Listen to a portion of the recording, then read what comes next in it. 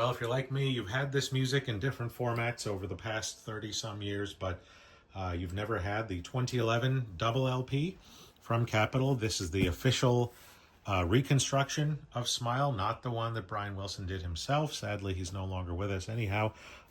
He did his in 2004, but then they went back to the original tapes finally, using that as a guide to create this in 2011 as part of a big box set.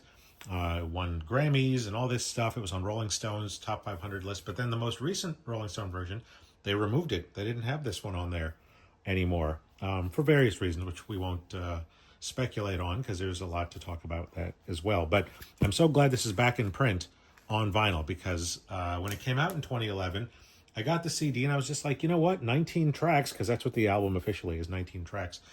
I'm just not feeling it.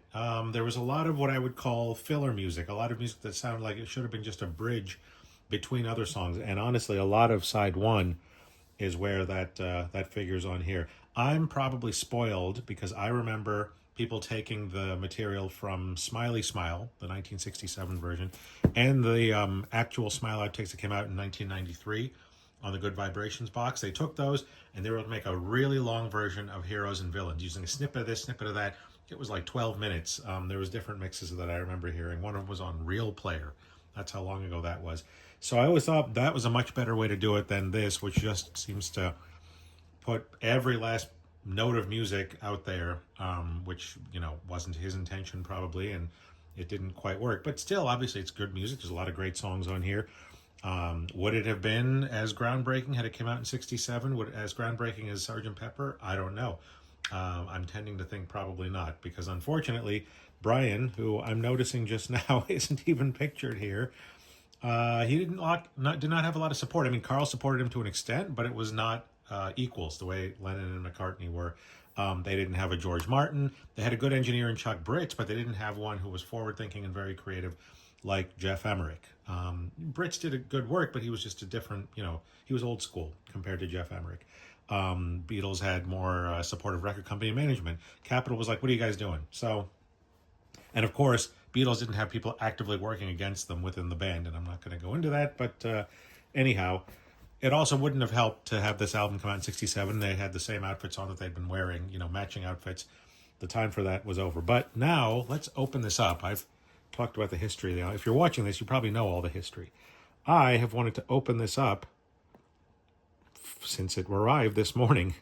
Back in 2011, for some reason, not only did I like the CD but not love it, somehow I got the impression that this was a three-sided album and they just wasted the fourth side, which they did not. There's three quote-unquote movements to SMiLE, one per side of this, and then side 4 is outtakes that are exclusive to this. These are in stereo, whereas on the box set, they're in mono, for the most part. I think that applies to maybe all of you. You'd have to go cross-reference. But, look at that. Oh, there's Brian. Hello, old friend. Very nice. They got him doing an essay for the for this, which I'm sure is in the box set too. They got the nice Capitol logo. Not quite the font you would have seen on a Capitol album back then, but still. Oh, there's inserts. Well. Ah, there's a book. Okay. Oh, I think I read that this is all stuff from because the original was going to have a booklet, remember? This is all stuff that's in the box set, of course, not reproduced this size, I imagine. I can't remember now. Wish I'd gotten the CD box set back to compare. I borrowed ours from the library. They still have it. I guess I could have gone and gotten that. This has, lyrics. Okay. Well, in 67, that's what you do. And I'm just checking here. Yep, same labels. There you go. I like that they kept the lowercase I as intended, as nature intended. And that is, you're thinking, hey man, I want to see. Well, you can see it's that black and white image we've seen many times in there. I do not like to take off the shrink wrap if I don't have to. So go online and you can scan around and find that. But they gave it the all the accoutrements that it would have had in 67. Now, if this looks slightly different, if you've got one, looks slightly different, They repressed this here in 2025. It's identical. It's the same matrix numbers and the vinyl and everything as far as I can tell. However, this information on the 2011 issue was on a piece of paper that was inserted into the plastic, and underneath that printed and then the actual printing on the jacket was different. So this was like an insert over, and then underneath that printed onto the actual jacket was something else. I've said the same thing twice now, so if you didn't get it the first time, then I'm not doing a good job explaining. I'm sure I didn't need to say it twice, but that's what's going on with the 2025/2011/1967 edition of the Beach Boys Lost Masterpiece, SMiLE. And by the way, if you got this last year, I think Turntable Lab had a version of this last year. It was single disc. It only had the material that's on sides 1 through 3. It was in a completely different order on the two sides of the disc, and the labels were not the Capitol labels. They just had the Brother Records logo, you know, the man on the horse, which I don't actually see anywhere here. Well, maybe it's in here? I guess not. Well, that's what was on the labels. It was just that, no printing even. I mean, there might have been some copyright stuff. That's supposed to be not bad, but this is a little nicer package. I believe this is sharper, and you get these extra 5 cuts, which I'm excited to hear again and listen back to. If you do get the CD box set, you know, it's got 5 discs. Disc 1 is these 19 cuts. Then the other 4 discs are outtakes.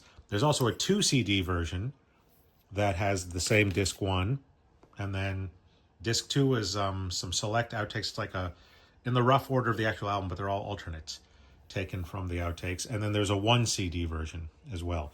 But this is as close as we're going to get to a single disc ever of SMiLE, because they would not have released a 3-track album in 1967. Just wouldn't have happened.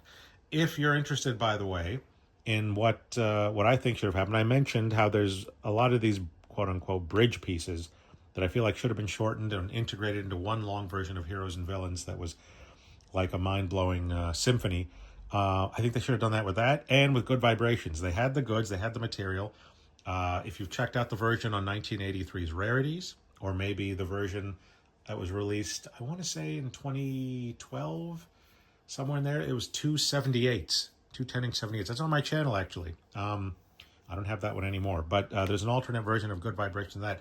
They could have combined those 3 into a longer version of Good Vibrations. So had those 2 things bookending the album, and then in between had some of the finished songs that were longer, like Surf's Up, Wonderful, Cabin Essence. That's probably my favorite, aside from Good Vibrations, Heroes and Villains.